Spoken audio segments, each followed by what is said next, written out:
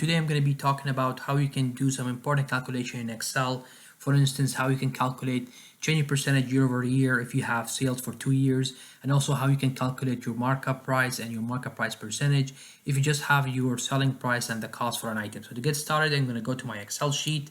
And in my first sheet, I have a data set that ranges from chairs to mirrors for furnitures, and I have their sales for 2019 and 2020. So if I want to calculate their change in percentage over the year over year, I'm just going to press the equal sign, press number 1, then go press the subtraction sign on the keyboard, then take the 2019 sales, divide that by the 2020 sales, press enter. That will auto calculate. Then just double click this to auto fill the rest of the cells. And just to walk you through it, so for instance, for mirrors, we had $700 for 2019 in terms of sales and $780 for 2020. So that's telling us that 10% percentage of change that was happening between the 2 years, because we grew 10% in 2020.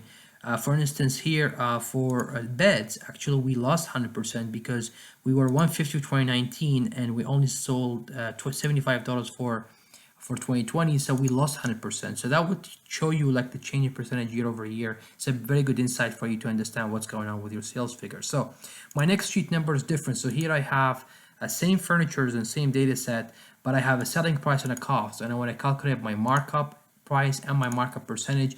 And by the way, the markup is same as profit, so it's the same thing. You can call it markup or profit. So to calculate the markup or the profit, I'm just going to have to press on the equal sign, take my selling price, subtract that with my cost.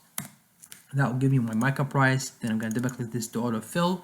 Now to calculate the markup percentage, I'm going to press the equal sign first, take my markup price that we just calculated, divide that by cost, and then multiply this by 100%, and then press enter. That will auto calculate for me the markup percentage. Double click this to autofill.